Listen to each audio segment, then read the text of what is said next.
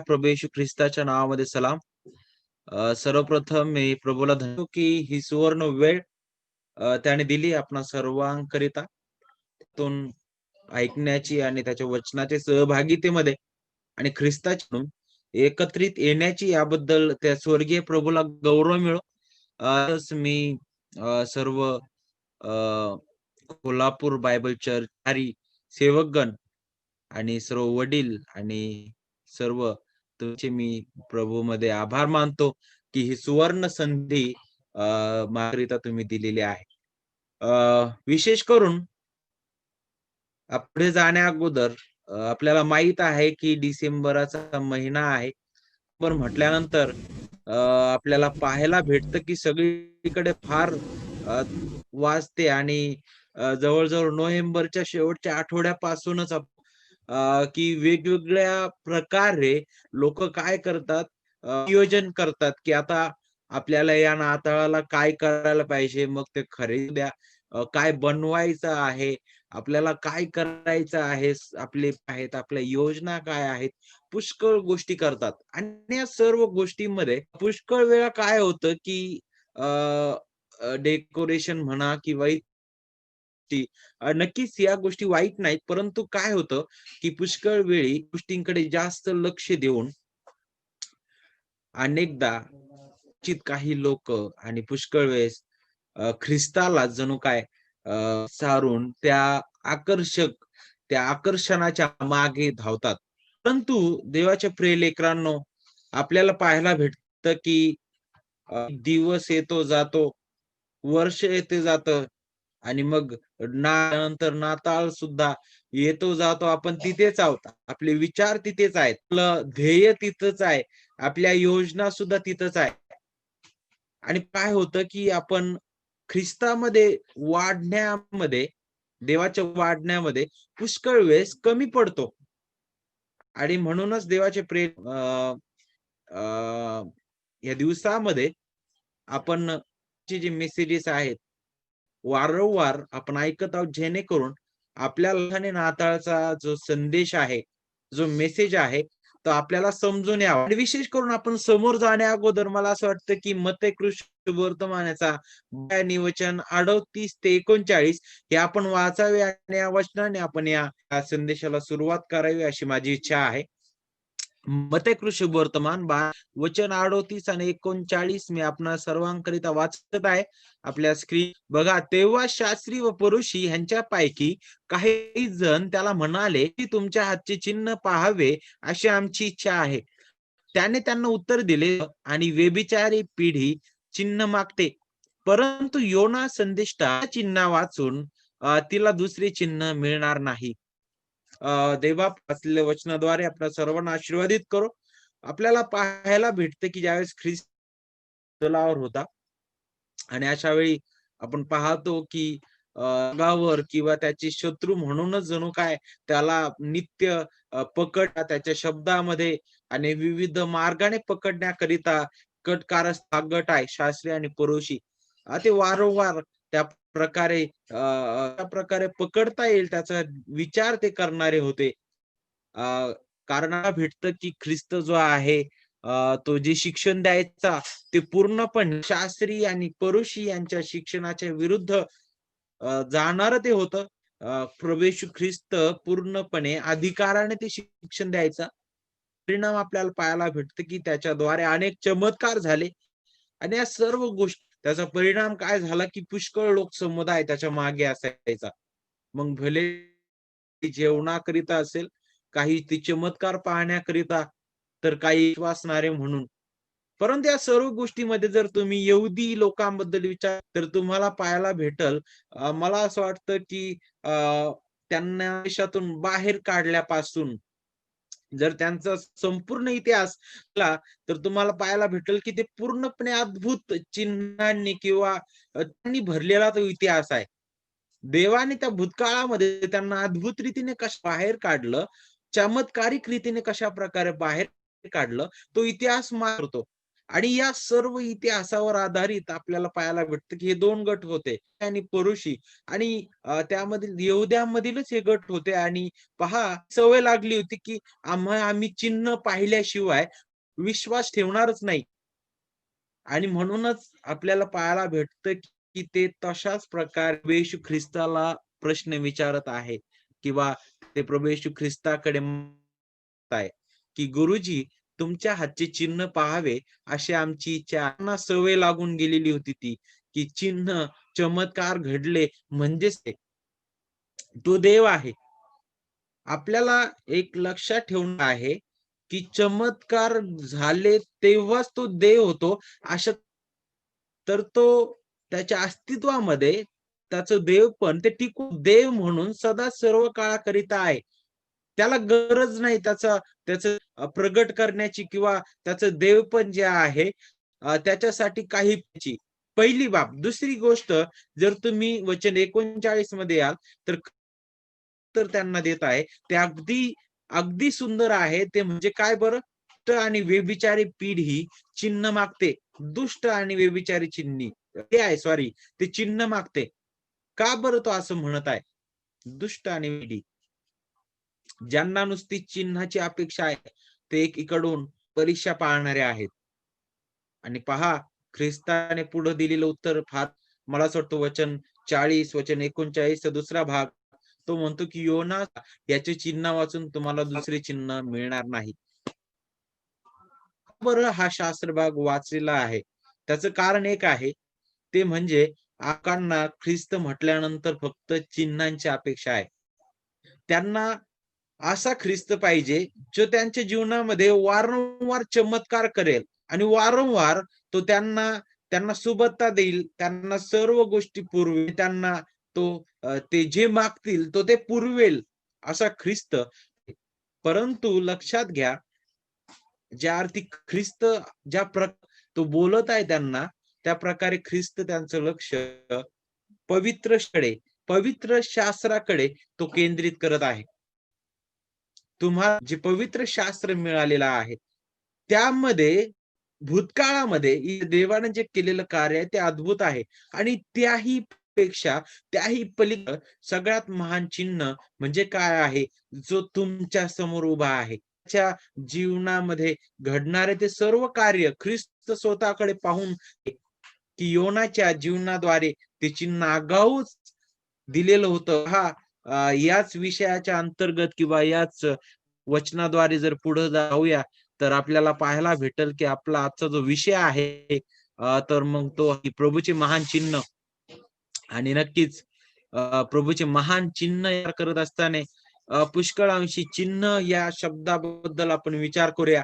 हा जो शब्द आहे जर तुम्ही त्या शब्दाबद्दल जर हिब्रू अर्थ पाहिला तर तो अशा प्रकारे होतो. त्यामध्ये चिन्ह, संकेत, निशान, चेतावणी, ताकीद किंवा पुरावा मध्ये जो शब्द वापरण्यात आलेला आहे चिन्ह याकरिता अर्थ निघतात. आणि जर तुम्ही आणखी पुढे आले, विशेष करून आता जो असलेला काही वेळापूर्वी यशिया 7वा अध्याय वचन 1 ते 17 हा जो संदर्भ आहे, त्यामधून आपण खऱ्या अर्थाने ख्रिसमस, नाताळचा जो अर्थ आहे, तो आपण समजून घेऊया आणि तो या विषयात आपण समजून घेऊया. प्रभूचे महान चिन्ह. नाताळ काय आहे? ते एक महान चिन्ह आहे आणि ते कशाप्रकारे आहे? या विषयाच्या अंतर्गत करून 4 महत्त्वाच्या बाबी, 4 महत्त्वाचे सत्य आपण पाहणार आहोत आणि त्यामधील पहिलं जे सत्य आहे, ते आपण पाहणार आहोत, की प्रभू महान चिन्ह देण्यामागील पार्श्वभूमी काय होती? किंवा महान चिन्ह देण्यामागील पार्श्वभूमी किंवा ऐतिहासिक तो आपण शिकणार आहोत. का बरं? प्रभू जो आहे तो वचन 14 अशा प्रकारे म्हणत आहे, की ह्यास्तव प्रभू स्वतः तुम्हास देत आहे. ते चिन्ह देण्याचं कारण काय होतं? त्याची पार्श्वभूमी काय होती? पहिल्या भागात शिकणार आहोत.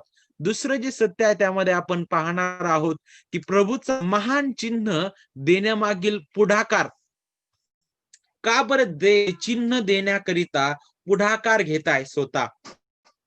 कारण जर तुम्ही 14 आणि वचन 1 पासून जर 14 पर्यंत वाचाल तर तुम्हाला ते समजून येईल की देव आकार घेत आहे. तिसऱ्या बाबीमध्ये आपण तिसरं जे सत्य आहे त्या म्हणणार आहोत की मग हे जे महान चिन्ह आहे ज्याच्याबद्दल आपण विचार करत आहोत, पण ऐतिहासिक पार्श्वभूमी पाहणार आहोत, ज्यामध्ये प्रभू स्वतः पुढाकार घेत महान चिन्ह आहे तरी काय, त्याबद्दल आपण तिसऱ्या भागात शिकणार. चौथ्या भागात चौथ्या सत्यामध्ये आपण शिकणार आहोत की या महान पूर्णता कशा प्रकारे होते किंवा कशा प्रकारे आहे. तर या आपण या संदेशाला सुरुवात करत असताना सत्याकडे वळूया आणि ते सत्य आहे प्रभूची महान चिन्ह देणं पार्श्वभूमी काय आहे. जर तुम्ही यशाचा 8वा अध्याय जर तुम्ही वाचाल आणि त्यातील वचन 1 ते वचन 17 पाहाल तर तुम्हाला त्या ठिकाणी एक घटना घडताना पाहायला भेटत आहे. पहा, तुम्हाला पाहायला भेटल त्या ठिकाणी उत्तरेकडील एक राष्ट्र आहे ज्याला इस्रायल म्हटलेला आहे. काही वेळा त्याला शमरोन सुद्धा म्हटलेला आहे. इफ्राईम सुद्धा त्याला म्हणतात. दक्षिणेकडील जे राष्ट्र आहे त्याला यहुदा, सियोन किंवा यरुशलेम म्हणण्यात येतं. पवित्र शास्त्रामध्ये तुम्ही अशा प्रकारे वारंवार पाहाल. आणि इस्रायल जे राष्ट्रेकडील जे राष्ट्र होतं त्याच्या बाजूचा जो देश किंवा जे राष्ट्र होतं ते म्हणजे ते सिरिया. आणि या सर्व गोष्टींबद्दल विचार करत असताना लक्षात घ्या की तुम्ही म्हणाल की नेमकं काय घडत आहे. एकीकडे इस्रायल आणि हे दोन का दाखवलेला आहे, दोन भाग का आपल्याला पाहायला भेटत आहे. जर तुम्ही त्यास पाहायचं आहे तर पहिले दुसरे राजे तुम्हाला त्याबद्दल शिकवेल, इतिहास सुद्धा त्याबद्दल. आणि विशेष करून आपण ज्यावेळेस शमूएलाच्या जीवनाबद्दल शल्मोनाच्या जीवनाबद्दल तर आपल्याला हे पाहायला भेटतं की शल्मोनाच्या मृत्यूनंतर शल्मोन जोपर्यंत होता तोपर्यंत एकच राष्ट्र म्हणून इस्रायल उभं होतं. आपण पाहायला भेटतं की ज्यावेळेस शल्मोन मरण पावला त्याच्यानंतर राष्ट्र होतं इस्रायल ते दुभागलं गेलं आणि उत्तरेकडील जो भाग होता त्याला इस्रायल म्हणण्यात आलं. इस्रायल किंवा एफ्राईम हे नाव देण्यात आलं. तर दक्षिणेकडील जो भाग होता म्हणण्यात आलं. बहुधा त्याला सियोन किंवा यरुशलेम सुद्धा म्हटलं जातं. त्या गोष्टीबद्दल विचार करत असताना आपल्याला पाहायला भेटतं की मग हे जे दुसरे राष्ट्र आहे, एक जे इस्रायल राष्ट्र होतं ते ज्यावेळेस त्यामध्ये दुफळी निर्माण झाली, उभागलेलं जे राष्ट्र आहे ते एकमेकांचे शत्रू म्हणूनच वागायला लागले. आणि एक वेळ अशी आली की ज्या ठिकाणी आपल्याला आपल्याला मार्गदर्शन करतं ठिकाणी आपण पाहतो की हे जे राष्ट्र आहे, यहुदा राष्ट्र जे आहे त्याच्या इस्रायल राष्ट्र आणि आरामी राष्ट्र. इस्रायलचा जो राजा होता त्या मला असं वाटतं त्याचं नाव इथे दिलेलं आहे वचन 1 मध्ये पेकह. आरामाचा जो राजा होता रसीन. हे जे दोन राजा आहेत त्यांनी एकत्र येऊन काय केलं, राष्ट्राविरुद्ध कट रचलेला आहे. त्यांच्या विरुद्ध ते काय जमावाने एकत्रित आलेले आहेत आणि त्यांनी हा विचार केला की आपण याच्या विरुद्ध आपण लढाई करू आणि या जे आहे त्याला आपण जिंकून घेऊया. त्यांचा संकल्प काय होता? वचन 5 आणि 6 आराम, इफ्राईम व रमाल्याचा पुत्र यांनी दुष्ट संकल्प केला आहे की आपण यहूदावर चालून जाऊ, त्यास धाक घालू, बंदी फोडून तो घेऊ आणि ताबेलाच्या पुत्राची राजा म्हणून स्थापना करू. काय घडत आहे नेमकं? आपण तुझे महान चिन्ह याबद्दल विचार करत असताना पाहायला भेटतं की त्याच्या मागची पार्श्वभूमी काय आहे, ऐतिहासिक घटना त्या ठिकाणी काय घडत आहे. आणि आपल्याला पाहायला भेटतं की हे जे दोन राज्य आहेत, एक जो रसीन आहे, आरामाचा राजा रसीन होता आणि इस्रायलचा राजा जो पेक होता, यहूदाच जे राष्ट्र आहे त्यावेळेस यहूदावर राज्य करणारा जो राजा वचन 1 मध्ये आपल्याला पाहायला भेटतं. आणि तो तो जो राजा आहे आहाज आणि यहूदा त्याच्या विरुद्ध हे राष्ट्र उठलेले आहेत आणि त्यांनी कट केलेला आहे आणि हे सर्व त्या यहूदाच्या राजाच्या काना संपूर्ण यहूदा राष्ट्राच्या कानावर गेलेलं आहे. वचन 2 शिकवतात पहा, एफ्राईमाशी जूट झाली आहे असे यहूदाच्या घराण्याला कळवण्यात किंवा रानातील वृक्ष वाऱ्याने कापतात तसेच त्याच्या लोकांची मने कंपित झाली. काय घडत आहे या ठिकाणी? ज्यावेळेस की अरे हे जे 2 राष्ट्र आहे, इस्रायल उत्तरेकडील राष्ट्र आणि आरामी त्याच्या बाजूचं जे राष्ट्र आहे, त्या विरुद्ध ते उठलेले आहेत. ज्यावेळेस आहाजाला आणि त्यासोबतच यहूदा ते समजलं, त्यावेळेस ते घाबरून गेलेले आहेत, भयभीत झालेले आहेत. परिस्थितीमध्ये ते पूर्णपणे भयभीत झालेले असताना आपल्याला वाटतं, की देवाने यशायाला त्या राजाकडे पाठवलेला आहे.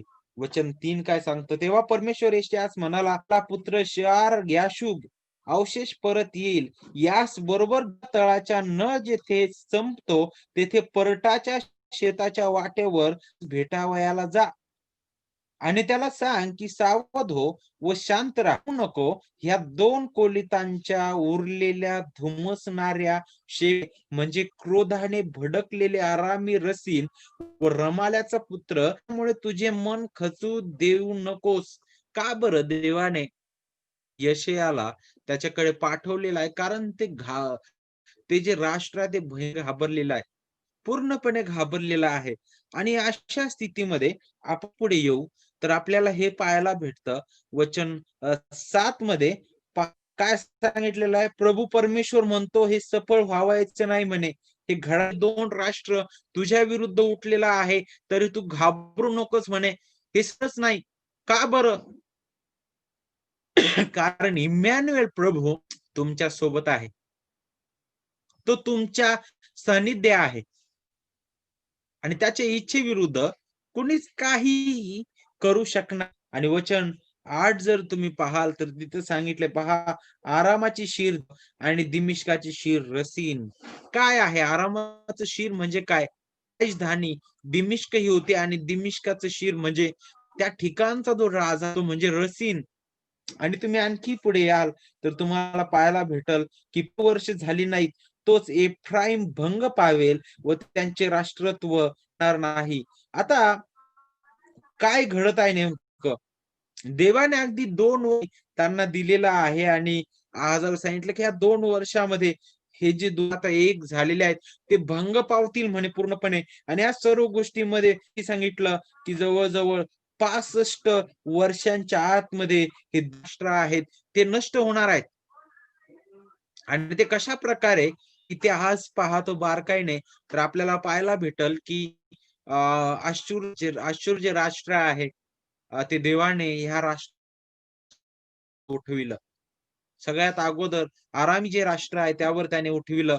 मला असं वाटतं 700 की 33 अंदाजे त्या कालावधीमध्ये ख्रिस्तपूर्व ज्यावेळेस ते देवाने उठविलं अश्शूर राष्ट्र त्यावेळेस मला असं वाटतं की तिग्लत-पिलेसर राजा त्या ठिकाणी अश्शूरवर राज्य करणारा होता आणि त्याने आराम जे आहे, सीरिया जे आहे त्याने काबीज केलं, जिंकून घेतलं आणि त्यानंतर मध्ये त्याच मला असं वाटतं अश्शूर राष्ट्रानेच इस्रायलावर उत्तरेकडील त्या भागावर त्या राष्ट्रावर स्वारी करून तो जो भाग इस्रायल राष्ट्र जे आहे त्याने ताब्यात घेतलं.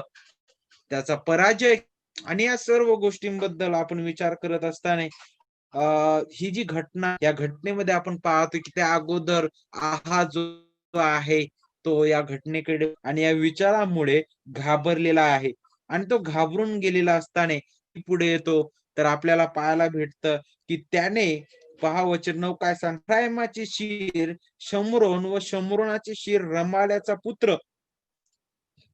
तुम्ही भाव ठेवणार नाही तर तुमचा निभाव लागणार नाही. होता इथं नेमकं हा जो आहाज राजा होता आणि यहूदा राष्ट्र जे होतं त्यांच्याबद्दल जर तुम्ही बारकाईने जर विचार केला तर तुम्हाला हे पाहायला भेटल की आहाज जो भरवसा होता तो देवापेक्षा त्याने मानवी बलावर मास्त्रावर त्या मानवी सामर्थ्यावर त्याने ठेवलेला होता. म्हणूनच वचन 9 यशाया जो आहे तो जणू काय त्याला चेतावणी देत आहे, काय त्याला याद्वारे फटकारत देखील आहे आणि तो त्याचं लक्ष त्या इमॅन्युएल लावत आहे.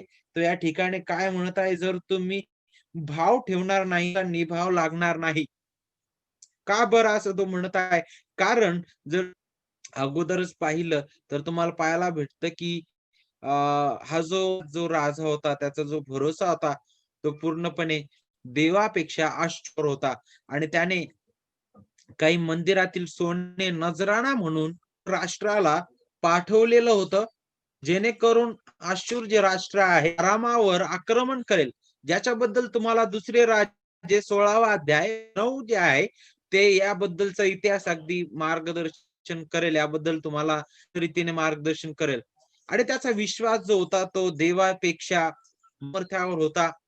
आणि पहा, परंतु यशया जो आहे तो आणि पूर्ण यरुशलेमेला म्हणजेच संपूर्ण यहुदा राष्ट्राला त्यांचा जो पूर्ण विश्वास आहे तो त्या जो महान सामर्थी देव आहे त्याच्यावर ठेवावा म्हणून त्यांचं लक्ष करत आहे. आणि तुम्ही ज्यावेळेस 10व्या वचनाकडे याल तर तुम्हाला भेटल, परमेश्वर आहाजास आणखी म्हणाला, तुझा देव परमेश्वर याच पाशी तो आपणासाठी चिन्ह माग, ते खाली अधोलोकात असो किंवा वर ऊर्ध्वलोकात असो. पहा काय घडत आहे इथं. देवबाप का म्हणत आहे, परमेश्वर आहाजास म्हणाला. कशा प्रकारे इथं आपल्या की त्या यशयाद्वारे देवबाप त्या व्यक्तीशी अशी तो बोलत आहे. यशया जो आहे तो जसाच्या तसा शब्द त्या आहाजाला ऐकवत आहे आणि तो म्हणत आहे काय, ईश्वर याच पाशी तो आपणासाठी चिन्ह माग, मग ते खाली अधोलोकात असो किंवा वर ऊर्ध्वलोकी असो. पहा ज्या रीतीने या ठिकाणी परमेश्वर आहाजाला म्हणत आहे की तू चिन्ह माग. का बरं परमेश्वर असं म्हणत? त्याचं पहिलं कारण म्हणजे आहाज जो आहे तो पूर्णपणे, दुसरी गोष्ट त्यातून त्याचा अविश्वास प्रगट होत होता की अरे सुटू की नाही. तिसरी बाब म्हणजे त्याचा जो विश्वास होता तो त्या मानवी सामर्थ्यावर, त्याचा विश्वास जो आहे तो त्यांनी ठेवलेला होता.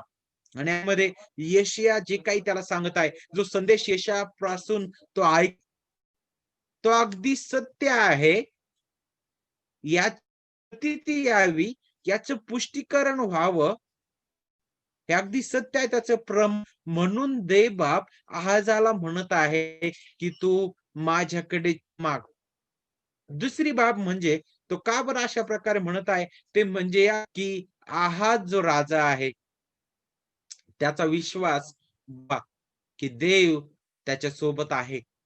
परंतु आहाजाचं उत्तर होतं ते फार आपल्याला एक आश्चर्यकारक आपल्याला वाटेल आणि पुष्कळ वेळेस आपण असा विचार करू की अरे वा किती चांगला आहाज बोलत आहे तो फार धार्मिक व्यक्ती होता आणि म्हणून धार्मिकतेने अशा प्रकारे बोलत आहे की काय. तो आहाजाचं उत्तर जे होता फार आपल्याला कदाचित ते पेचात पाडणार. आणि तो काय म्हणतोय बघा वचन 12 मध्ये, आहाज म्हणाला मी मागणार नाही, मी त्याची परीक्षा पाहणार नाही म्हणे.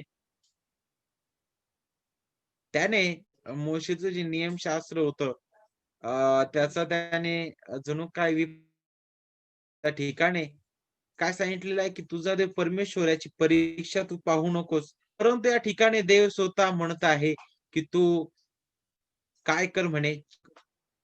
आणि ज्यावेळेस आहाज या ठिकाणी काय करत आहे ते चिन्ह तो नाकारत आहे, तर या ठिकाणी त्याची धार्मिकता प्रगट होत नाही. तो फार धार्मिक व्यक्ती होता म्हणून तो अशा प्रकारे कार्य करत. तर पहा आहाजाने देवाचं ते चिन्ह मागण्याकरिता आहे त्याचं हे जे उत्तर होतं ते ढोंगीपणाच. आणि दुसरी गोष्ट त्याचं हे जे उत्तर होतं ते अगदी आपण पाहू शकतो, आपण विचार करू शकतो की उत्तर होतं. नक्कीच आपल्याला ते धार्मिक उत्तर वाटेल, परकीपणाचं उत्तर होतं. आणि यातून नक्कीच तो देवाच्या नाकारत होता. आणि पहा मग अशी ही स्थिती मग आपल्याला पाहायला भेटतं की चिन्ह मागण्यास ज्यावेळेस नकार दिला त्याचं ढोंगीपण त्यात आहे, तेव्हा आपण पाहतो की देव स्वतः ते चिन्ह देण्यामध्ये पुढाकार घेत आहे. देव स्वतः पुढाकार घेत आहे. आणि हे आपलं दुसरं सत्य आहे. का बरं देव तिच्या मागे पुढाकार घेत आहे? त्यातील पहिलं कारण हे होतं, की त्यातून त्या लोकांना की हे राष्ट्र जे आहे ते देवाने राखिलेलं आहे. आणि जे राखिलेलं आहे त्याला कोणीच नष्ट करू शकणार नाही. दुसरी गोष्ट, इमॅन्युएल प्रभू त्या राष्ट्रासोबत आहे आणि म्हणून कुणीच त्याला काहीच करू. तिसरी बाब, त्याकडे आपलं लक्ष लावावं. आता पहा, देव स्वतः त्यामध्ये पुढाकार घेत आहे आणि ही आपली दुसरी बाब आहे. आणि त्याकरिता 14 त्यातील पहिला भाग वाचूया. कशा प्रकारे देव पुढाकार घेत आहे. यास प्रभू स्वतः तुम्हास चिन्ह देत आहे. पहा, कुमारी गर्भपुत्र प्रसवेल व त्याचे नाव इमॅन्युएल, आमच्या सान्निध्य देव असे ठेवील. काय आहे चिन्ह? विशेष करून याच तो प्रभू तुम्हाला चिन्ह देत आहे. प्रभू स्वतः तुम्हाला आहे. देवाचा पुढाकार आपण या ठिकाणी पाहू शकतो. ह्याच तो हा जो शब्द आहे या ठिकाणी वापरलेला वचनामध्ये शब्द आहे तो आहाजाला नाकारणारा शब्द आहे. आहाज की मी ते चिन्ह मागणार नाही. आहाज जो आहे तो देवाचा शब्द आहे. तरी सुद्धा ह्याच तो हा जो शब्द आहे तो हे दाखवत आहे की देव सर्वाधिकारी आहे आणि त्याची इच्छा वाटतं ते तो करतो. तो त्या आहाजाला म्हणत आहे, जरी मागण्यास नकार देत आहे तरी ते मी करीन. प्रभू हा जो शब्द इथं वापरलेला आहे तो जर तुम्ही हिब्रू मध्ये जर पाहिलं तर तिथं अदोनाय हा शब्द वापरलेला आहे. जो लोक जे आहे ते आदराने देवाला अदोनाय म्हणायचे. म्हणजे तू. आणि आपल्याला पाहायला भेटतं की तो याहवे तो सार्वभौम आहे. तो प्रभू अति उच्च आहे. काय करायचं आहे ते कुणाला विचारण्याची त्याला गरज नाही.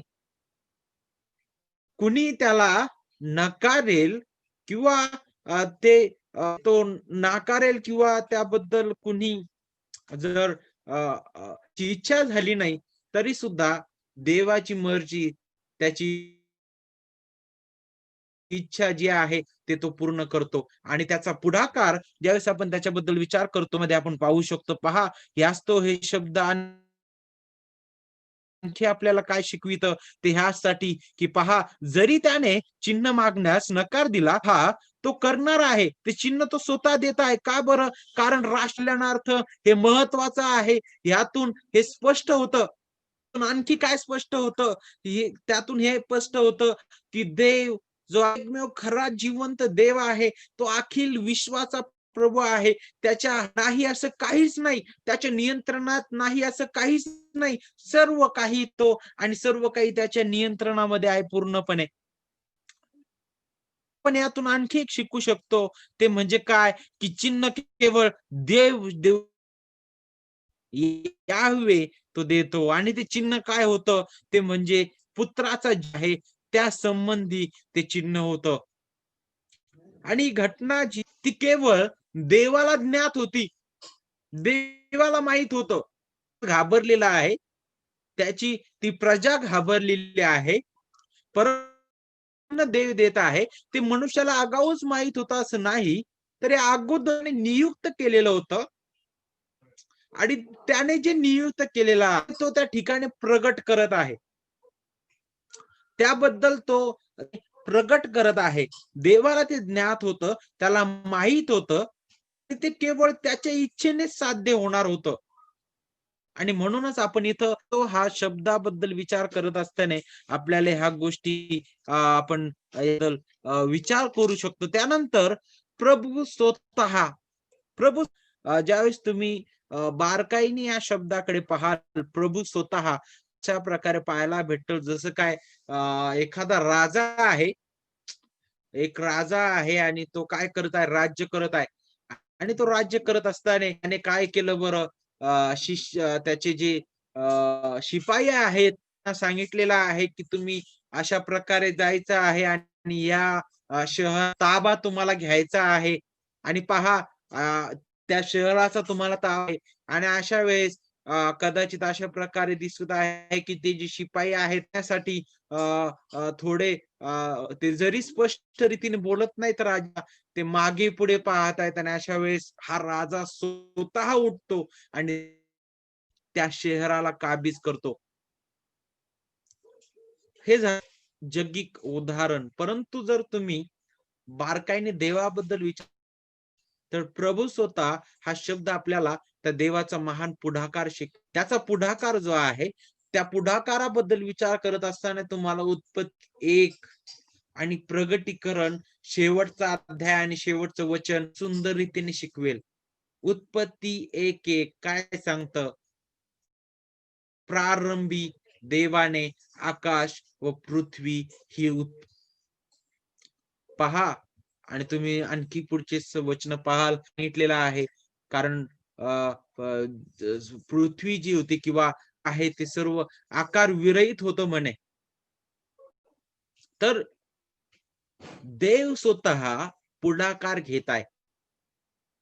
कार्यामधील त्याचा पुढाकार आपण त्याबद्दल विचार करू शकतो. दुसरी जर तुम्ही पाहिलं तर कारणाच्या कार्यामध्ये सुद्धा पुढाकार घेतलेला आहे. त्याच्याबद्दल सुद्धा आपण शिकू शकतो. कशा प्रकारे तो पुढाकार आहे, ते आपण पुढच्या सत्यामध्ये आपण शिकणार आहोत. म्हणून त्यावर मी जास्त विरवणार नाही. पहा वचन इथं काय सांगतं, प्रभू स्वतः तुम्हाला तुम्हाला कुणा त्या हाच राजाला आणि त्यासोबत संपूर्ण यहूदा राष्ट्राला जे घाबरले त्या राजाला ज्यांना असं वाटत आहे की आता आमचं राज्य जाईल, ज्या वाटत आहे की आता मी या गादीवर बसलेलो आहे, आता उद्या कदाचित जर हे राष्ट्र आहे आणि इस्रायल राष्ट्र जर त्यांनी जर एकजूट ते झाले तर दुसऱ्या राजाला माझ्या जागेवर बसवतील आणि आमचं राज्य जाईल. परंतु पहा तुम्हाला हा जो शब्द आहे हे दाखवित आहे की देव त्यांना हे सांगत आहे की हे राज्य कोणी हिरावून घेऊ शकणार नाही. निसंशय हे राज्य याचं आश्वासन निश्चयपूर्वक रीतीने काय तो आश्वासन त्या ठिकाणी देत आहे. आणि पहा तुम्हाला न देत आहे. ह्याच तो प्रभू स्वतः तुम्हाला चिन्ह देत आहे. शब्दाबद्दल आपण अगोदरही विचार केला आणि आता सुद्धा ज्यावेळेस तुम्ही या संपूर्ण वचनानुसार, पूर्ण घटनेनुसार जर तुम्ही चिन्ह या शब्दाकडे पाहाल, तर तुम्हाला हे पाहायला भेटल की चिन्हाचा अर्थ या ठिकाणी जो आहे तो म्हणजे पुरावा.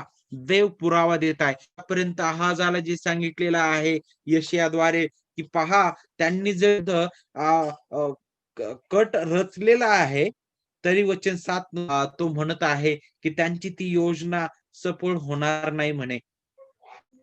आणि पहा ते जे सांगितलेलं आहे यशायाने ते अगदी त्याच्याकरिता त्याचा पुरावा त्याचं प्रमाण म्हणून प्रभू आहे तो या ठिकाणी चिन्ह देत आहे.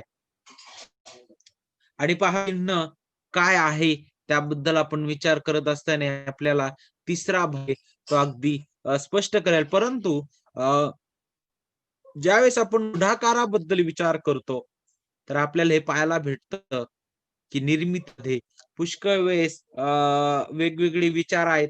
विज्ञान जो निर्मितीबद्दल विचार करतं की अचानक एक विस्फोट झाला आणि त्या काय झालं निर्मिती व्हायला लागली. माणसाच्या निर्मितीबद्दल विचार करत असताना जो आहे तो प्रगतशील रीतीने तो घडल्या गेला. अगोदर की तो बेडूक नंतर मासा नंतर मग ते माकड मग माकडानंतर तो मानव झाला. वेगवेगळे तत्व आहेत. परंतु या सर्व गोष्टीमध्ये आपल्याला पाहायला भेटतं की अगदी देवाच्या त्या कार्यावर आक्षेप घेणारे तत्व आहे. देवाचं वचन अगदी शिकवतं की निर्मितीचं कार्य पूर्णपणे देव आहे. त्यामधील पुढाकार घेणारा केवळ देव आहे. आणि त्याच बरोबर आपल्याला पाहायला भेटतं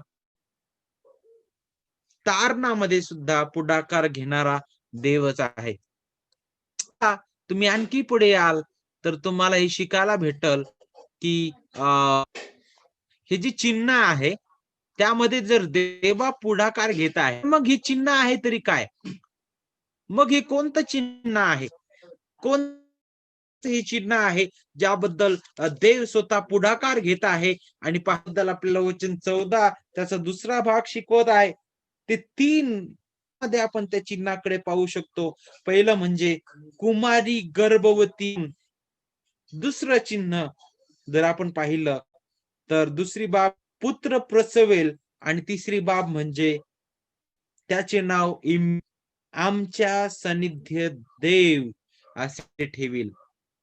मग ते महान चिन्ह काय आहे? प्रभू ज्या महान चिन्हामध्ये आकार घेत आहे, जे चिन्ह त्या आहाज राजाच्या विश्वासासाठी बळ आहे, जे चिन्ह त्या यहुदाचं राज्य आहे, मग ते चिन्ह आहे तरी काय? तर पहा, कुमारी गर्भवती होईल. कुमारी ख्रिस्ती विश्वासामधील सगळ्यात हे तत्व आहे. ख्रिस्ताची देहधारणा, कुमारीद्वारे ख्रिस्ताचा जन्म. आणि पाहतो की त्याचा जन्म जो आहे तो कुमारीद्वारे झालेला आहे, म्हणूनच तो परिपूर्ण, पवित्र, निर्दोष आणि निष्कलंक असतो. जर आपल्याला पाहायला भेटतं की ज्याला जन्म होतो आई आणि वडील यांच्याद्वारे, तो देवापासून मिळत आशीर्वाद आहे विवाहामधील. जर तशा प्रकारे जर आपण, तर मग नक्कीच ज्या प्रकारे आपण जन्मास येतो, दावीद राजा ज्या प्रकारे म्हणतो की मी आहे तेव्हापासूनचाच पातकी आहे म्हणे, त्या प्रकारे आपण पापी स्वभावात येतो. आणि जर ख्रिस्ताचा जन्म तशा प्रकारे झाला असता तर तो आपल्याकरिता पूर्ण अर्पण होऊ शकला नसता. त्याचं कार्य तशा प्रकारे नसतं. तो परिपूर्ण देवाचा कोकरा म्हणून त्या वधस्तंभावर जाऊ शकता. तो पवित्र, निर्दोष आणि निष्कलंक, पापविरहित. आणि पहा, जर तुम्ही कुमारी बद्दल विचार कराल, कुमारी बद्दल विचार करत असताना यशिया 7वा अध्याय 14 मध्ये कुमारीसाठी जो शब्द वापरलेला आहे, हिब्रू जो शब्द आहे तो प्रकारचा आहे अल्मा. आणि जो शब्द आहे मध्ये वापरण्यात आलेला तो शब्द अगदी काय करतो बरं, एका अर्थाला तो स्थिर राहत नाही. हा जो शब्द आहे तो जे आहे ते पूर्णपणे प्रगट करणारा शब्द नाही. जर हिब्रू भाषेमध्ये जर तुम्ही या शब्दाचा अर्थ पाहिला तर तुम्हाला पाहायला भेटल, अल्मा या शब्दाचा अर्थ होतो तरुण स्त्री किंवा महिला नाहीत. मग तरुण जर स्त्री किंवा महिलेबद्दल आपण विचार, तर मग ती कदाचित विवाहित सुद्धा असू शकते किंवा तिने विवाह केलेला पण नसू शकतो, परंतु विवाहापर्यंत ती आलेली असावी आणि त्याबद्दलचं मार्गदर्शन करताय अल्मा. आणि जर तुम्ही 7वा अध्याय वचन 14 मधील कुमार या शब्दापूर्वक जर तुम्ही लक्ष ठेवाल तर तुम्हाला हे शिकायला भेटल की जुने मांडता एकीकडे कुमारी आणि दुसरीकडे विवाहित, नवविवाहित स्त्री. आता पहा, अल्मा हा जो तो आपल्याला काय शिकवित बरं? तरुण मुलगी जी आहे त्याचं ते मार्गदर्शन करतो, त्याबद्दल सुद्धा अविवाहित तरुणीबद्दल मार्गदर्शन. परंतु या सर्व गोष्टीमध्ये कुमारी म्हणूनपणे हा शब्द प्रगट करत नाही. आणि हा जो शब्द आहे अल्मा तो जुन्या करारामध्ये इब्री पवित्र शास्त्रामध्ये 7 वेळा आलेला तुम्हाला पाहायला भेटल. उत्पत्ती 24:42, निर्गम 28, स्तोत्र 68, 25, सूत्रे 30-19, गीतरत्न 1 आणि वचन 3, त्याचप्रमाणे गीतरत्न 6वा अध्याय वचन 8 आणि यशिया 7वा अध्याय वचन 14. आणि पुष्कळदा हा जो शब्द आहे तो महिलेच्या किंवा कौमार्याकरिता वापरलेला तो शब्द नाहीये पुष्कळ अर्थाने. पुष्कळ वेळी जर तुम्ही या जुन्या करारातून जर अर्थ पाहाल तर. परंतु पहा, ज्यावेळेस आपण पाहतो की 3ऱ्या शतकामध्ये जेव्हा इब्री आहेत आणि यहुदी जे रब्बी होते त्यांनी काय केलं, जुना आहे तो इब्री भाषेमधून ग्रीक मध्ये त्याचं भाषांतर करण्यास, तेव्हा त्यांनी कुमारी करिता जो अल्मा जो शब्द वापरता इब्री भाषेमध्ये, तो शब्द तो बदलून त्या जागी त्याने पॅर्थेनॉस पॅर्थेनॉस हा शब्द त्या ठिकाणी वापरला. आणि अगदी जर या शब्दाबद्दल जर तुम्ही अर्थ तुम्ही जर विचार करा ग्रीक भाषेनुसार, तर हा जो शब्द आहे तर आपल्याला कुमारी बद्दल मार्गदर्शन करतो. कुमारी म्हणजे काय आहे त्याबद्दलचा अर्थ पॅर्थेनॉस हा शब्द रीतीने मार्गदर्शन करतो आणि तो म्हणजे काय, लग्नाच्या वयात जिचा कोणत्याही पुरुषाशी संबंध आला नाही अशी. हा जो शब्द आहे पॅर्थेनॉस, हा शब्द मतय जो आहे सुंदर रीतीने स्पष्ट करीतो. कुमारी काय आहे त्याबद्दल मतय जो आहे अगदी सुंदर रीतीने तो प्रगट करतो. मी मतय कृषी वर्तमान याचा पहिला अध्याय वाचाल. हा आपण वाचूया मतय कृषी वर्तमान याचा पहिला अध्याय आणि वचन पहा. आणि याकोबाला योसेफ झाला, ज्या मरियेपासून ख्रिस्त येशू जन्मला, तिचा हा पती. इथं जर तुम्ही बारकाईने जर पाहिलं ख्रिस्ताच्या वंशावळीबद्दल जर तुम्ही विचार केला तर इथं काय आहे, याकोबाला योसेफ झाला, ज्या मरियेपासून ख्रिस्त येशू जन्मला, तिचा हा पती. इथं असं म्हटलं नाही की जो येशू ख्रिस्त आहे त्याचा हा पिता, अशा प्रकारे इथं म्हटलेलं नाही. तर काय आहे, ज्या मरियेपासून ख्रिस्त म्हटलेला येशू जन्मला हा पती. दुसरी गोष्ट 23 मध्ये पहा, तीच भविष्यवाणी इथं सांगितलेली आहे. पहा, गर्भवती होईल व तिला पुत्र होईल आणि त्याला इमॅन्युएल हे नावाचा अर्थ आम्हा बरोबर देव. वचन 8 पहाल, तिथं काय सांगितलेलं आहे ते अगदी स्पष्ट करेल. कुमारी वचन 18, मतय 1 आणि वचन 18, येशू ख्रिस्त या प्रकारे झाला. त्याची आई मरिया हिचे योसेफास झाल्यावर त्यांचा सहवास होण्यापूर्वी त्यांचा होण्यापूर्वी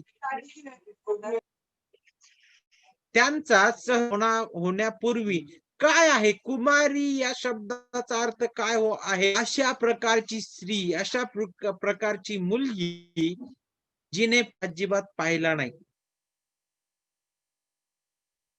जिचा पुरुषाशी संबंध अद्याप आलेला नाही. नक्कीच मरिया यांचं लग्न ठरलेलं होतं, त्यांचा विवाह जो ठरलेला होता, त्यांचं फक्त एंगेजमेंट जे आहे ती झालेली होती, परंतु ते एकमेकांच्या सहवासात आलेले नव्हते. कुमारी बद्दल विचार करत असताना कुमारी द्वारे जन्म महत्वाचा होता. ख्रिस्ताचा जन्म कुमारीद्वारे का गरजेचं होतं, त्याचं एक कारण म्हणजे जर तो आपल्याच प्रमाणे आई वडिलांद्वारे जर आला असता, जसं जनरली प्रत्येक मूल जन्मास येते तर तो पापी स्वभावामध्ये जन्मास आला असता, परंतु कुमारीद्वारे जन्म अद्भुत आहे. हे महान चिन्ह आहे जे देवाने दिलेला आहे. देवच करू शकतो त्याच्या महान सामर्थ्याने, त्याचं हे अद्भुत आहे. आणि पहा, जर तुम्हाला आणखी कुमारी बद्दल शिकायचं आहे, जर कुमारी बद्दल आणखी जाणून घ्यायचं आहे, तर मरियेचं उत्तर सुद्धा ऐका. ज्यावेळेस भेटला आणि तिला म्हटला की वचन 28 मध्ये, लूक अध्याय 21 मध्ये, देवदूत तिच्याकडे आत येऊन म्हणाला, हे कृपा पावलेल्या स्त्रिये असो, प्रभू तुझ्या बरोबर असो. गोष्ट, मरिया सुद्धा कृपा पावलेली स्त्री होती, तिला सुद्धा देवाच्या कृपा होती. आणि इथं काय सांगितलेलं आहे, वचन जर तुम्ही आणखी पुढे याल तर पुढे काय सांगितलं, तो देवदूत जो आहे ते तू भिवू नकोस म्हणे, कारण देवाची कृपा तुझ्यावर झालेली आहे. पहा तू आणि तुला पुत्र होईल, त्याचे नाव तू काय कर, येशू ठेव. तो थोर होईल व त्याला परात्पराचा पुत्र म्हणतील.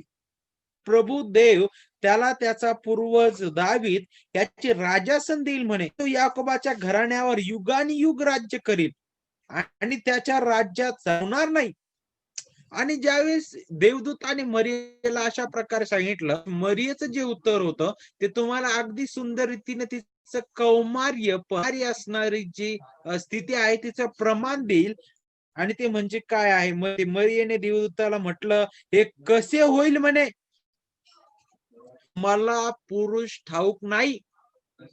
पॅर्थेनॉस पॅर्थेनॉस आहे, तो आपल्याला त्याबद्दल शिकवितो.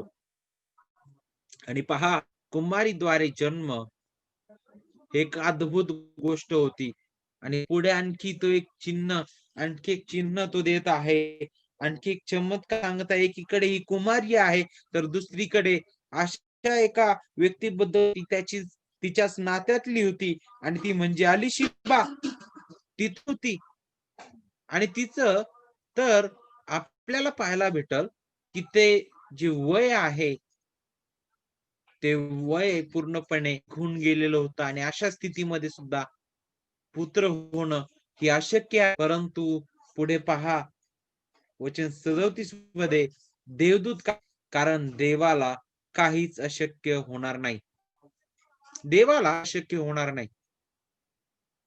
जर कुमारी तिच्याद्वारे जर पुत्र देवा जर तिच्याद्वारे तलावर तो देहधारी होऊ शकतो, तर नक्कीच त्या माती होती अलिशिबा त्याद्वारे सुद्धा नक्कीच ते कार्य घडू शकतं. आणि हे चिन्ह आहे, देवाने दिलेलं महान चिन्ह आहे कुमारीद्वारे. आणि ख्रिस्ती विश्वासामधील हा एक मूलभूत पाया आहे. आणि हे पूर्णपणे ख्रिस्ताचं पावित्र्य प्रगट करतं. जो जन्मास आला तो कसा आहे, तो पवित्र आहे. कारण ही जी स्त्री होती मरिया, तिला साधन म्हणून त्या ठिकाणी उपयोगात आणलं. सर्व गोष्टीमध्ये कार्य करणारा कोण आहे, देव आहे. पवित्र आत्म्याने हे घडलं. आणि म्हणूनच जे काही उदयास आलं, जो काही जग, तो मग ख्रिस्त, त्याची देहधारणा, आणि विशेष करून जर त्याचा विचार केला तर मग तो नक्कीच परिपूर्ण देव, परिपूर्ण मानव म्हणून जन्मास आला. आणि म्हणूनच तो निष्कलंक, निर्दोष, पवित्र, त्याच्या ठाई मुळीच पाप नव्हतं, अशा प्रकारे तो होता. आणि पहा, मी या पहिल्या चिन्हाबद्दल विचार कराल की हे चिन्ह काय आहे, ते काय आहे, तर पहा, कुमारी गर्भवती होईल आणि पुढं काय सांगितलंय, पुत्र. तुम्ही जर विचार केला आताच्या स्थितीला, तर तुम्हाला पाहायला भेटल की पहा, काय होणार आहे, मुलगा की मुलगी, त्याबद्दल आगाऊच अजून तर तिची गर्भधारणा सुद्धा झालेली नाही. तिला कळवण्यात काय होणार आहे. आणि नक्कीच हे देखील आहे, पुत्र प्रसवेल, तुला पुत्र होईल म्हणे. प्रसवेल हा जो वाक्य प्रयोग आहे, जर तुम्ही बारकाईने विचार कराल तर हा वाक्य प्रयोग तुम्हाला ख्रिस्ताचं परिपूर्ण आणि मनुष्यत्व प्रगट करेल. की महान तारणारा प्रभू आहे, तो परिपूर्ण देव आणि परिपूर्ण अशा प्रकारे आहे. एकाच वेळी पुष्कळ वेळी काय होतं की अनेक लोक ते अनेक असे गट आहेत जे ख्रिस्ताचं जे माय त्याची देह धारणा ते नाकारतात. परंतु मला असं वाटतं योहानाच्या पत्रामध्ये योहान म्हणतो की जे ख्रिस्ताला देह धरून आलेला ख्रिस्त जो आहे त्याला नाकारेल, तो ख्रिस्त विरोधी आहे म्हणे. जो ख्रिस्ताचा जन्म नाकारतो तो ख्रिस्त विरोधी आहे. त्याला निर्दोष म्हणून नाही, तर जणू काय आपल्यासारखाच पापी स्वभाव जन्मास आलेला तो पाहतो, परंतु तसं नाही. ख्रिस्ताचा जन्म द्वारे झाला. आणि पहा, आपल्याला हे पाहायला भेटतं की ख्रिस्त हा मानव, परिपूर्ण मानव म्हणून, आणि त्याच वेळेस तो परिपूर्ण मानव आणि परिपूर्ण देव म्हणून तो होता. आणि देवाचं वचन अगदी स्पष्ट रीतीने शिकवित की तो परिपूर्ण मनुष्य, तो आपल्यासारख्या भौतिक शरीरामध्ये जी देहधारणा त्याने मरियेद्वारे त्याने स्वीकारली, त्या देहामध्ये जरी तो आलेला होता, तरी सुद्धा त्याच्या ठाई पाप नव्हतं. तो देवाच्या गौरवाला उणे पडलेला नव्हता, ज्या प्रकारे गौरवाला उणे पडलेले आहोत आणि होतो आपल्या कृत्यामुळे. आपण त्या जिवंत देवाला नाकारणारे होतो. स्वभावामध्ये जन्मलेले आपण जे आता आदामामध्ये पापी, ते जिवंत देवाचे शत्रू म्हणून होतो, ते जिवंत देवाच्या क्रोधाची. परंतु ख्रिस्त हा असा एक होता जो देवाचा एकुलता एक, देवाचा परमप्रिय पुत्र, तो देह, आणि तो अशा प्रकारे होता की ज्याविषयी देव होता. ज्यावेळेस ख्रिस्ताचा बाप्तिस्मा झाला, त्यावेळेस आकाशातून काय वाणी आली, माझा परमप्रिय पुत्र आहे आणि याविषयी मी संतुष्ट आहे. ज्यावेळेस त्याचं अवतरण झालं, त्यावेळेस सुद्धा तीच वाणी आली. आणि तुम्हाला वारंवार त्याबद्दल शिकायला भेटतं की त्याच्यावर संतुष्ट होता, कारण तो त्याचा एकूण परिपूर्ण असा पुत्र होता. आणि पुत्र म्हणजे, आणि म्हणूनच आपण जेव्हा आणखी पुढे येतो, तर ख्रिस्ताने त्याची ती देह धारणा स्वीकारली. आणि त्याच वेळी आपल्याला पाहायला भेटतं की तो देव म्हणून सुद्धा होता. सार्वकालिक रीतीने जर आपण पाहिलं, निर्दोष असा होता. योहान 1 अध्याय आणि वचन 1 शिकवित की प्रद होता, शब्द देवासह होता आणि शब्द देव होता. आणि 14 शिकवतो की तो शब्द देही झाला आणि त्याने आम्हाला केले. आम्ही त्याचं गौरव पाहिलं, ते गौरव पित्यापासून आलेला एकाचे असावे, असे अनुग्रह आणि सत्यता यांनी असे होते. पहा काय आहे त्याचं कार्य पाहायला भेटतं. ख्रिस्त येशू पापामध्ये जन्मास आला नव्हता, त्यात नव्हतं. याच्याबद्दल आपल्याला इब्री 7 अध्याय वचन 26 शिकवित. आणखी जर तुम्ही समोर याल, तर तो निर्दोष कलंक असा होता. आणि म्हणूनच तो ज्या प्रकारे तुम्ही पाहाल की बाप्तिस्मा करणारा योहान जो आहे, एक दिवस त्या ठिकाणी उभा असताना समोर लोक समुदाय आहे, त्या समोरून ख्रिस्त चाललेला आहे. आणि तो चाललेला असताना मला असं वाटतं बाप्तिस्मा दिवशी कदाचित त्यावेळेस योहान जो होता बाप्तिस्मा करणारा, कडे बोट दाखवत म्हणत आहे, हा पहा जगाचे करणारा देवाचा कोकरा. ज्यावेळेस तो अशा प्रकारे म्हणतो, तर तो दोषपण, त्याचं पवित्रपण आणि त्याचं कार्य जे आहे परिपूर्ण, त्याबद्दल मार्गदर्शन करणारा तो. आणि मग पुत्र प्रसवेल. एकतर हे जे वचन आहे आपल्याला त्या ख्रिस्ताच्या परिपूर्ण दैवत्व आणि परिपूर्ण शत्वाबद्दल ते शिकवित. आणि तिसरी जी बाब आहे, हे चिन्ह काय, त्यामधील तिसरी बाब म्हणजे पहा, वचन आपल्याला त्याचे नाव इम्मॅन्युएल, आमच्या सानिध्य देव असे ठेव. इम्मॅन्युएल या शब्दाबद्दल तुम्ही विचार, अनेक विचार तुमच्या समोर उभे राहतील. आतापर्यंत अनेक मानव जन्मास आले, अनेक राजे उदयास आले. राजाबद्दल विचार करत असताना त्याच्या अगोदरही पुष्कळ राजे उदयास आले. त्या 2 राजे जे सगळ्यात फेमस, सगळ्यांच्या परिचयाचे, त्यामध्ये मग दावीद राजाबद्दल देवबाप म्हणतो की हा माझ्या मनासारखा राज. सलमोनाबद्दल म्हणतो की त्याच्यासारखं वैभव कोणत्याच राज्यामध्ये कुणालाच नव्हतं. परंतु हे जे आहेत ते परिपूर्ण नव्हते. ते त्या महाभौम सर्वश्रेष्ठ राज्याची एक छोटीशी सावली होते. जो परिपूर्ण रीतीने राज्य करणार आहे, जो भविष्यामध्ये येणार त्या महान राजाची ती सावली होते. आणि ज्यावेळेस इथं यशाया जो देवा म्हणत आहे की त्याचे नाव ती काय ठेवेल म्हणे, इम्मॅन्युएल असे ठेवील म्हणे. इम्मॅन्युएल या नावाबद्दल जर तुम्ही विचार केला, मला हे शिकायला भेटेल की जुन्या करारामध्ये आणि नवीन करारामध्ये ख्रिस्ताला पुष्कळ नाव दिलेले आपल्याला पाहायला भेटतील. आणि हे जे आहे ते त्या नावांपैकी एक नाव आहे. इम्मॅन्युएल आमच्या सान्निध्य देव. आणि जर तुम्हाला इम्मॅन्युएल बद्दल जर आपल्याला शिकायचं आहे, तर आपल्याला काही वचन वाचणं गरजेचं आहे. पहिलं वचन म्हणजे यशाया 9 अध्याय आणि वचन 6, ज्या अशा प्रकारे म्हटलेलं आहे, आम्हासाठी पुत्र दिला आहे, त्याला अद्भुत मंत्री, समर्थ देव, सनातन शांतीचा अधिपती म्हणतील. काय म्हणतील? अद्भुत मंत्री, समर्थ, सनातन पिता आणि शांतीचा अधिपती. प्रभू येशू ख्रिस्ताला कधीच या नावाने त्याला बोलवलं गेलेलं नाही.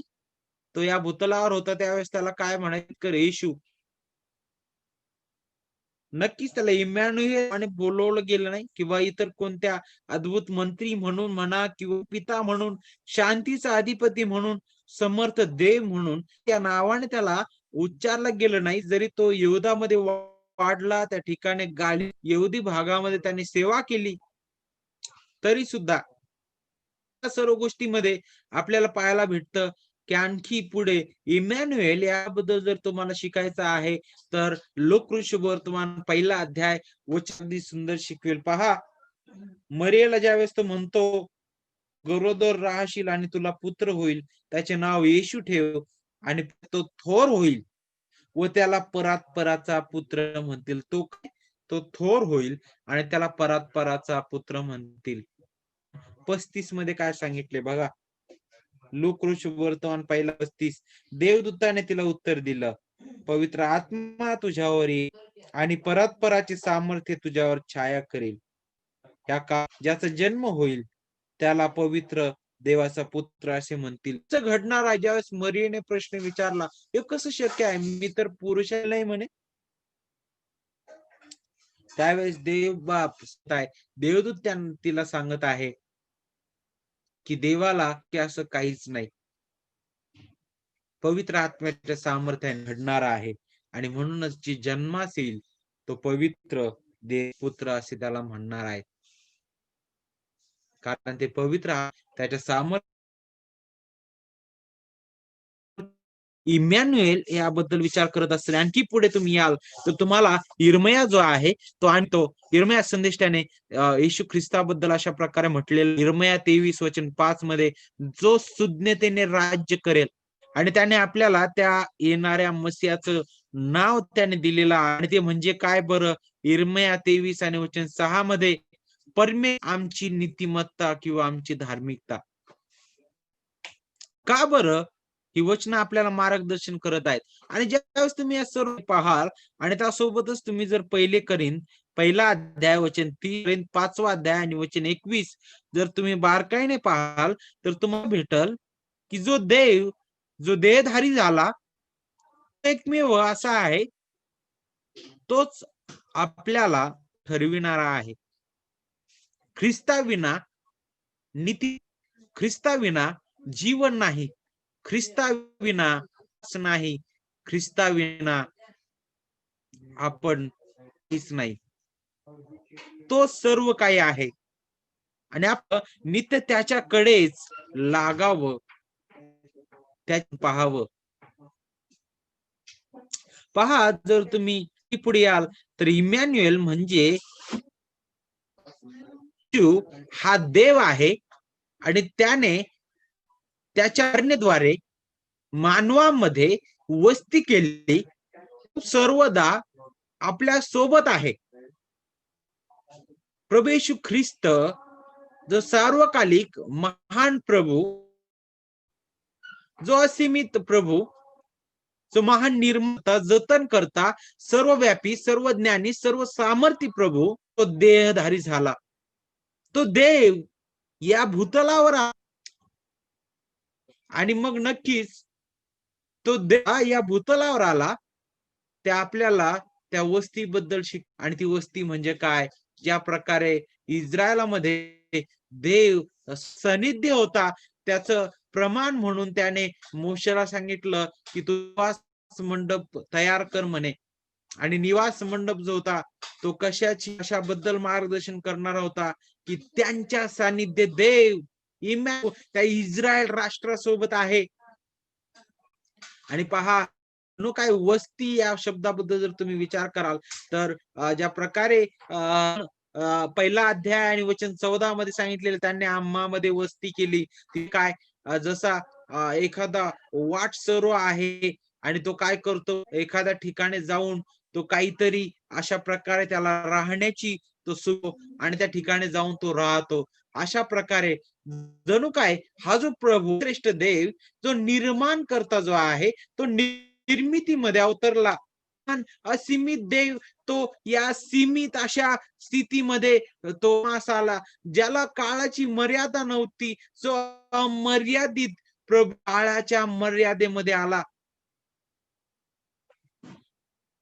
जो सर्वव्यापी, सर्व सामर्थी, सर्व ज्ञानी प्रभू तो देहधारी झाला. आणि मग इमॅन्युएल हे त्याच्याबद्दल आपल्याला म्हणतं, की तो देव प्रभू तो काय झाला, देहधारी झाला. त्यातून आपल्याला काय शिकवितं, त्यातून आपल्याला काय शिकायला, आमच्या सानिध्य देव, तर नक्कीच आमच्या सानिध्य देव एकीकडे ते आशा देणार होतं, आश्वासन देणार होतं, की तुमच्या सोबत मी आहे. मला ते आश्वासन देत होता या चिन्हाद्वारे, तू घाबरू नकोस, या राष्ट्राला काहीच होऊ देणार नाही. आणि दुसरीकडे त्याच्या प्रजेसाठी आशा आहे, न संपणारी ती आशा आहे. सोबत देव येशू ख्रिस्ताचा स्वभाव जो आहे, तो खऱ्या अर्थाने तो इमॅन्युएल प्रभू आहे हे प्रगट करतो. त्या सानिध्य देव आहे. यशायाने सांगितलं, त्या इमॅन्युएल कडे पहा, आहाजाला सांगितलं, आणि सर्व तो विश्वासणाऱ्यांना हे सांगत आहे, इमॅन्युएल प्रभूकडे, त्या ख्रिस्ताकडे आपलं लक्ष लावा. द्वारे जन्मला, जो देवाचा पुत्र होता आणि आहे, करिता भूतलावर आला, की आपण जे पापामध्ये मेलेले होतो, आपण जिथं जिवंत देवापासून दुरावलेलो होतो, रोमकसार त्याच्या गौरवासुने पडलेले आपण होतो, पाप आणि अपराधामध्ये मृत असे होतो, देवाच्या क्रोधाची प्रजा असे होतो, त्यापासून सोडविणारा केवळ तोच सामर्थ्य प्रभू आहे. आपला समेट देवासोबत गारा आहे, जो निर्मितीचं जे होतं, जे देवाने निर्माण केलेलं होतं, पाप निर्मितीची जर स्थिती पाहिली आणि तिचं जर सौंदर्य पाहिलं, तर त्याची वास्तविक पुनर्स्थापना तोच करणारा होता, तो ख्रिस्त. आणि आपण त्याला येशू म्हणून ओळखतो, परंतु आपण त्याला अशा ओळखू शकतो, आणि ते म्हणजे काय, आमच्या सानिध्य देव जे काही तो करतो, जे आपल्याला पाहायला भेटतं की त्याने केलं, ते सर्व सामर्थ्य आहे. ख्रिस्ताचं कार्य अति उच्च आहे. त्याने आपल्याकरिता तो वधस्तंभ सहन केला, यासाठी की आपण जे पाप केले होतो, जे आपण देवाचे शत्रू होतो, ते आता आपण देवाचे लेकरं व्हावेत. त्या सहन केलं, तो आपल्याकरिता भूतलावर जगला, तो आपल्याकरिता निस्राधीन असा जन्मास आला. त्याने ते नियमशास्त्र काटेकोरपणे पाळलं. देवाच्या न्यायी नीतिमान मागण्या होत्या, त्याने आपला प्रतिनिधी म्हणून आपल्या पूर्ण केल्या, आणि आपला बदली अर्पण म्हणून त्याने स्वतः स्तंभावर बलिदान दिलं. तो मृत्यू पावला आणि तिसऱ्या दिवशी पुनरुत्थान झाला. त्या ठाई त्याने आपल्याला काय दिलेलं आहे, त्याचं जीवन, ते विपुल जीवन दिलेलं आहे. नीतिमान त्याने आपल्याला ठरवलेलं आहे. आस्थाद्वारे त्या प्रिय सामर्थी प्रभूचे लेकर म्हणून त्याच्या समोर येऊ शकतो. बघ, हे ते चिन्ह आहे ज्यामध्ये देव पुढाकार घेत आहे, ज्याने आहाजाकडे मागणी केलेली होती, आणि ते चिन्ह अशा प्रकारे आहे, गर्भवती होईल, ती पुत्र प्रसवेल आणि त्याला इम्मॅन्युएल म्हणतील. या चिन्हाबद्दल विचार करत असताना मग या चिन्हाची पूर्णता कशा प्रकारे होणार होती? ही तर भविष्यवाणी होती, यशाद्वारे करण्यात आलेली. आणि याबद्दल जर तुम्ही विचार केला, तर याची 3 मतं आहेत. त्यामधील पहिले तुम्ही पाहिलं तर काही जो गट आहे ते अशा प्रकारे म्हणतात, की इथे ज्या मुलाबद्दल सांगितलेलं आहे, त्याच्याबद्दलची ती गर्भधारणा काही दिवसांनी झाली. त्याला चांगले आणि वाईट ज्ञान होण्याअगोदर राम आणि इस्रायलाची जी जूट आहे, ती तुटेल याच्याबद्दल सांगितलेलं होतं. ती स्त्री जी होती, ती कुमारी होती अशाबद्दल तिथं सांगितलं. जन्म दिल्यानंतर ती कुमारी नव्हती. काही लोक म्हणतात तो यशाचा पुत्र होता. कारण जर तुम्ही अ, यशाया 7 आणि वचन जर यशाया 7 आणि वचन 14, 15, 16 जर तुम्ही पाहिलं, तर तुम्हाला त्या ठिकाणी रीतीने शिकायला भेटेल. आपण वाचूया यशाया 7 आणि वचन 15 पासून वचन 14 ते 17. यास तो प्रभू स्वतः तुम्हास चिन्ह देत आहे. कुमारी गर्भवती होऊन पुत्र प्रसवेल व त्याचे नाव इम्मॅन्युएल आमच्या सानिध्यात येईल. वाईट टाकावे व चांगले घ्यावे हे त्या समजू लागले म्हणजे व मद सेवन करील. कारण वाईट टाकावे व चांगले घ्यावे हे त्या मुला लागण्यापूर्वी ज्या 2 राजांच्या भीतीने तू घाबरला आहेस त्यांचा देश पहा काय सांगितलं ज्या 2 राजांच्या भीतीने तू त्यांचा देश उजाड होईल. 2 वर्षाचा कालावधी होता. आणि नक्कीच जर तुम्ही या पहिल्या गटाबद्दल कराल, जर या पहिल्या मताबद्दल विचार कराल, की जर ते लोक म्हणत आहेत, की हा जो व्यक्ती आहे ज्याच्या वेळेला आहे, तो यशाचा पुत्र असावा. तर इथं बरेच अपवाद देखील आहेत. म्हणजे वचन 7वा अध्याय आणि वचन 3 मध्ये सांगितलेलं आहे, अगोदरच मुलगा होता. म्हणजे यशाची जी पत्नी होती, ती कुमारी नव्हती. दुसरी गोष्ट यशाच्या दुसऱ्या मुलाचं नाव देखील नव्हतं. परंतु नक्कीच ही जी भविष्य देवाने दिलेला आहे, त्याची अपूर्ण पूर्णता आपण म्हणू शकतो. ती यशाच्याच काळामध्ये झालेली आहे. 2 वर्षाच्या ज्यावेळेस तो पुत्र जन्मला, मेहर-शलाल हशबज नावाचा. वचन अध्याय 8 वचन 1 पासून 4 पहा. परमेश्वराने मला म्हटले, ती घेऊन तीवर व्यावहारिक लिपीत असे लिही. मेहर-शलाल हशबज लूट पारत घाई करीते. याविषयी उरिया याजक व याचा पुत्र जखर्या हे विश्वास साक्षी यास मी साक्षी. मग मी संदेष्ट्रीशी समागम केला. ती गर्भवती होऊन तिला परमेश्वराने तेव्हा परमेश्वराने मला मला म्हटले की त्याचे लाल हजबस ठेव, कारण या मुलास आई बाबा म्हणता येण्यापूर्वी अश्शूराचा राजा दिमिश्काचे धन व शमरोनाची लूट म्हणून घेऊन जाईल. धन म्हणजे आरामी जे राष्ट्र आहे ते आणि शमरोनाची लूट म्हणजे शमरो इस्रायल राष्ट्र त्यांच्यावर तो आक्रमण करेल म्हणे. आणि नक्कीच मला असं वाटतं 732 ख्रिस्तपूर्व मध्ये आशूरचा जो राजा होता तिग्लत त्याने दिमिश्क त्या आरामी राष्ट्रावर आक्रमण केलं आणि त्यानंतर 722 मध्ये शोमरोनावर म्हणजेच इस्रायल आक्रमण केलं. आणि या सर्व गोष्टीबद्दल विचार करत असताना नक्कीच ती भविष्यवाणी जी आहे त्या पुत्राद्वारे अपूर्ण रीतीने पूर्ण झाली. आणि पहिलं मत आपल्याला मार्गदर्शन करतं. दुसरं जे मत आहे त्या अशा प्रकारे आहे ते ही जी भविष्यवाणी ज्याबद्दल सांगितलेली आहे ती म्हणजे ख्रिस्त येशू त्याची आई मरिया याबद्दल आहे. आणि ज्याच्याबद्दल आपल्याला मत 1:21 मध्ये सांगितलेलं जवळजवळ 700 वर्षानंतर यशाने सांगितलेली जी भविष्यवाणी होती देव चिन्ह देत आहे त्याची पूर्णता 700 वर्षानंतर ख्रिस्तामध्ये संपूर्ण जुना करार ख्रिस्तामध्ये पूर्ण होताना आणि पूर्ण आपल्याला ख्रिस्ताकडेच पाहण्यास शिकवितं.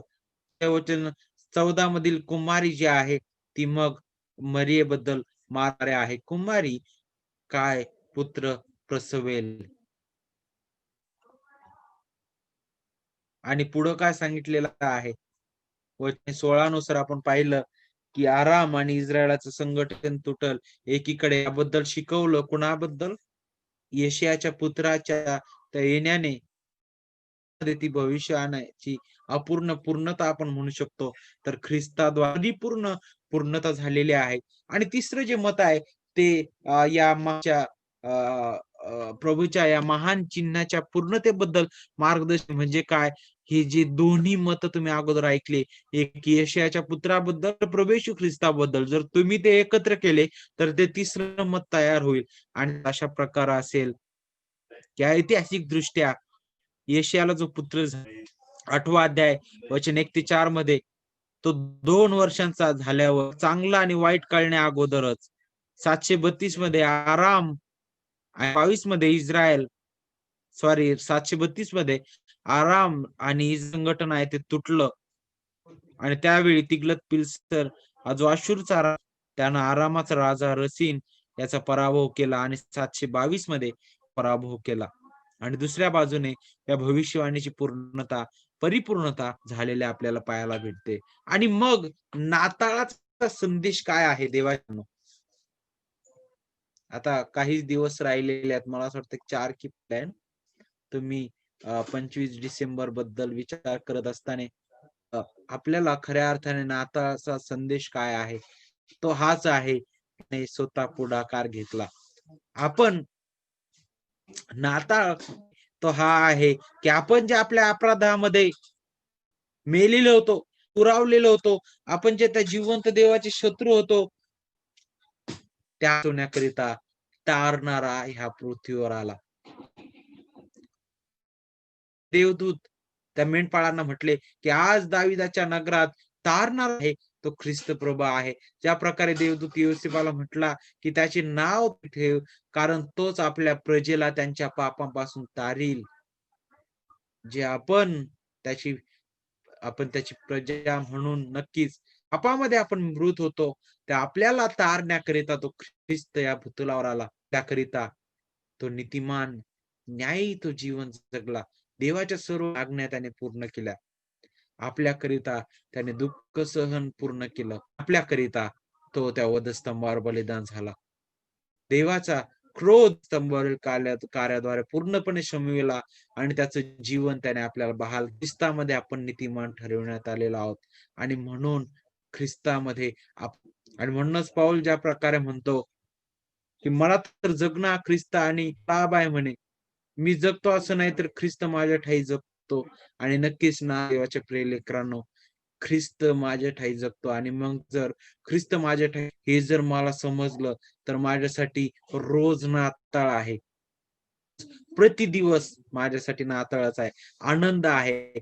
कारण ख्रिस्त म्हणतो हे जे जीवन मी जगत आहे ते माझं नाही, ख्रिस्ताचं आहे. हे जे नित्य मिळालेलं आहे ते माझं नाही, तर ते ख्रिस्ताने मला बहाल केलेलं आहे. हे जे आशीर्वाद मला मिळालेले आहेत ते ख्रिस्ताद्वारेच आहेत. विश्वासाच्या द्वारे आहे, केवळ ख्रिस्ताद्वारे आहे. आणि केवळ देवा या विषयाच्या शेवटी येत असताना आपल्यासाठी लागूकरण काय आहे? त्या लावा. ख्रिस्ताकडे लक्ष लावा. त्याच्या वचनाकडे लक्ष लावा. वचनाच्या अधीन व्हा. देवबाप तुम्हाला या वचनाद्वारे आशीर्वादित करो आणि नित्य त्याच्या अधीन होण्यास, त्या इमॅन्युएल प्रभूकडे आपलं चित्त लावण्यास, सारखं त्याच्या वचनाला नाकारणारे न होता त्याच्या वचनाच्या अधीन होण्यास तो शिकव.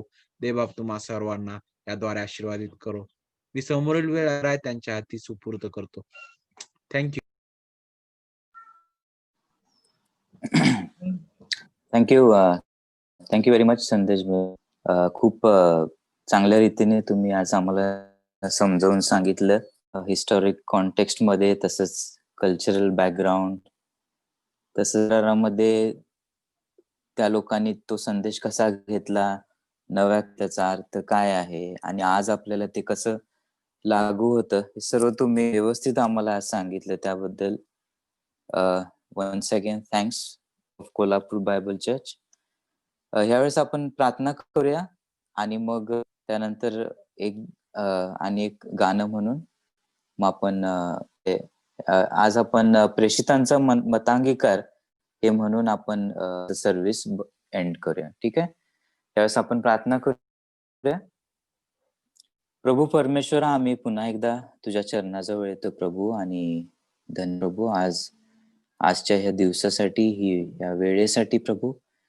आणि विशेष करून प्रभू जे वचन आज आमच्यापर्यंत आलं यासाठी आम्ही तुला ब्रदर संदेश यांच्यासाठी प्रभू आम्ही तुला देतो. खूप चांगल्या रीतीने त्यांनी आज आम्हाला जे या वचनाबद्दलचं दिलं प्रभू, ज्या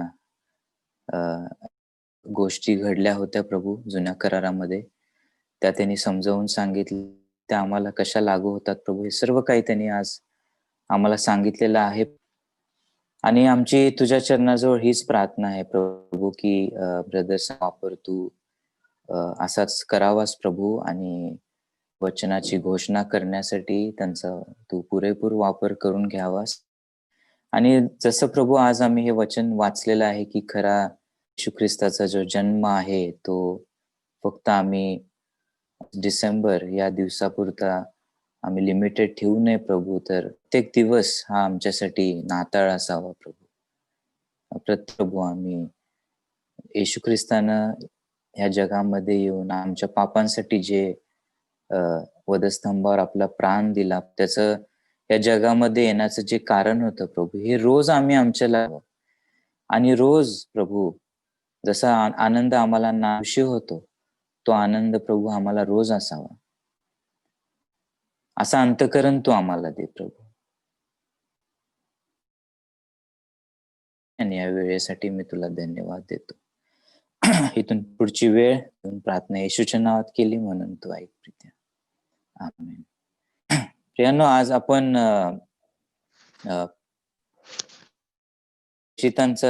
ओके, मला वाटतं आपल्याला एक गाणं म्हणायचं आहे.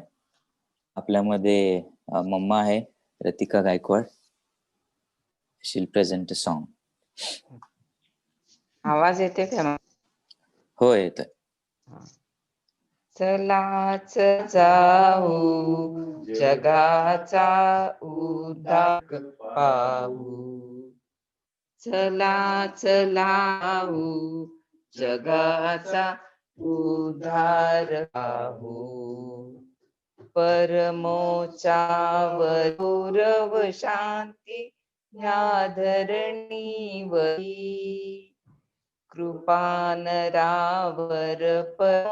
आहे देवदूत गाती, प्रतिध्वनीने ग्रह हे हारे यो मी दणदणती, चला गीत ते आपणही गाऊ, चला चला जाऊ जगाचा उद्धारक पाहू, भविष्यवादी स्वर्गी सारे